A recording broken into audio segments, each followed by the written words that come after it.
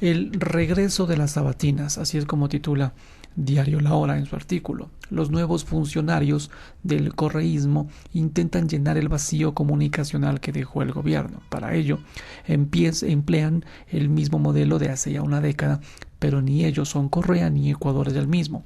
Un gobierno tan polémico como este despierta una inmensa diversidad de opiniones. Sin embargo, hay algo en el que los analistas coinciden, que es su mala gestión en comunicación. Algunos creen que no supo comunicar todo lo que hizo bien, entre comillas, otros que además de hacer todo mal, ni siquiera pudo maquillarlo con un relato convincente, independientemente de los divergentes juicios al respecto. El régimen saliente deja una sed de información entre ciudadanos, un vacío que otros actores políticos buscan llenar: los tiempos de las sabatinas. El gobierno del expresidente Rafael Correa fue conocido por su llamado enlace ciudadano, popularmente conocido como la sabatina. A lo largo de sus mandatos condujo 523 de estos programas el entonces presidente de Venezuela, Hugo Chávez. También aplicó desde un inicio ese formato, que a su vez se inspiraba en los larguísimos discursos que en una época de menor penetración de los medios impartiría el dictador cubano Fidel Castro cada que tenía su oportunidad. En el caso ecuatoriano, en un sentido comunicacional, el modelo resultó sumamente exitoso.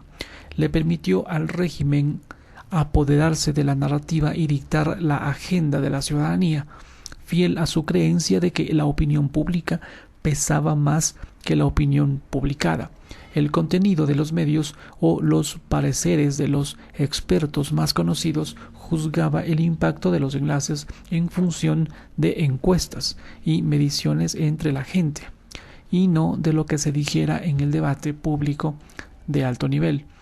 Fue este éxito tan asentado, o mejor dicho, este éxito se asentaba en elementos que sus imitadores deberán ser capaces de implementar. El primero era la capacidad narrativa de Correa y su equipo. Hicieron de la gestión del Estado ecuatoriano una verdadera telenovela. Cada semana había sorpresa, tensión, conflicto, heroísmo. Imperaba el elemento emocional y cualquier episodio de la administración pública bastaba para presentar un pequeño drama. Se suponía que era un espacio de rendición de cuentas, pero de a poco serviría para intentar rendir cuentas a una población que ni siquiera entendía el funcionamiento del Estado. En la práctica se tornó un espacio de entretenimiento en el que se aprovechaba para adoctrinar, entre comillas, a la audiencia en la visión correísta de lo público. Será. El segundo era la centralización de la información. La sabatina se volvió una especie de gran rueda de prensa semanal en la que el mandatario expresaba su opinión sobre temas diversos e informaba sobre todo desde lo más ambicioso hasta lo más intrascendente. Ello obligaba a los medios a estar pendientes y dictaba a sus propios funcionarios la línea discursiva a la que debían apegarse.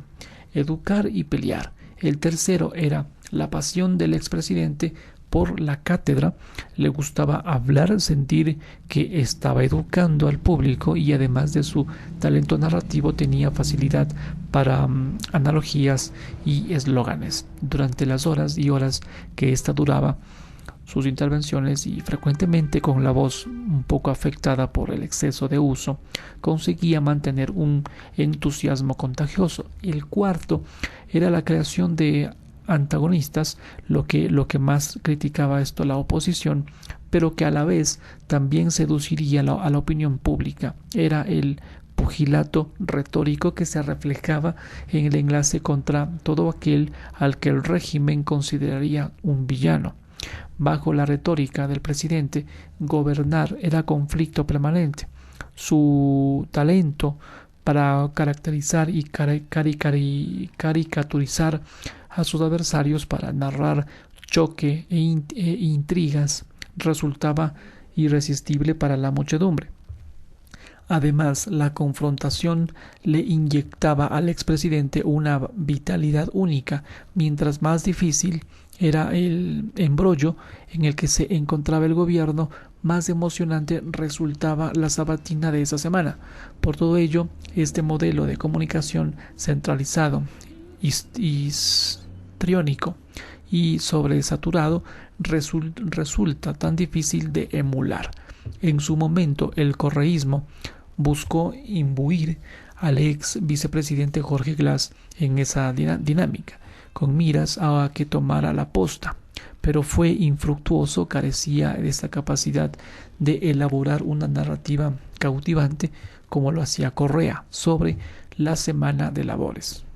El expresidente Lenín Moreno también lo intentó, pero por más que tenía ese talento para el humor y la cercanía con la gente, no lograba crear esta atmósfera de crispación y conflicto que fascinaba tanto y que unía al partido.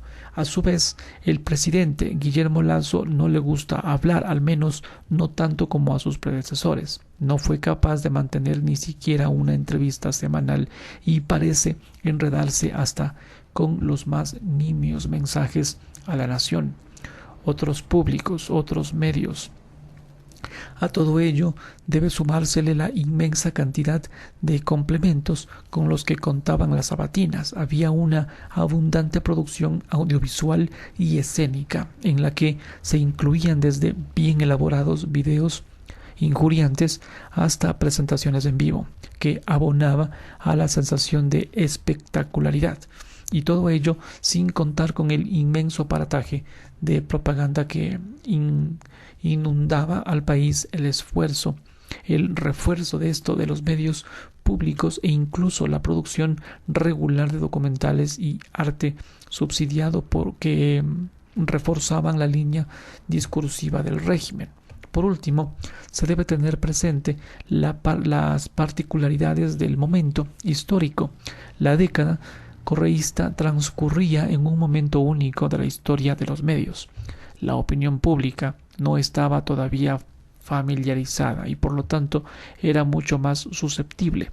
Con la propaganda oficial y los medios públicos, la prensa tradicional estaba golpeada por los cambios tecnológicos y no terminaba de articular su respuesta. Las redes sociales no habían alcanzado aún este auge que tenemos hoy.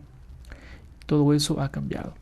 Los herederos del vacío, el vacío informativo que ha creado este gobierno de Lasso, sigue vigente, pero habrá que ver si el modelo correísta de las sabatinas, como lo están haciendo el alcalde electo Pavel Muñoz o Allen Berbera del CPCCS, es la respuesta apropiada.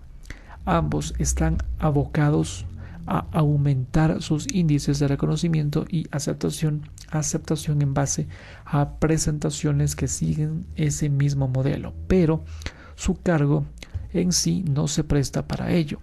El trabajo de un alcalde enfatiza mucho más los elementos ejecutivos y empresariales que las pugnas ideológicas y duelos de voluntades que requieren la presidencia o el legislativo.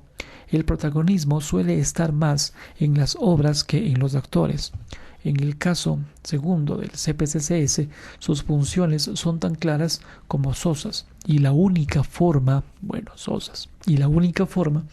que tiene un funcionario ambicioso como Vera de tomar a este cargo interesante es inmiscuyéndose en pugnas que no son de su competencia, dice Diario La Hora.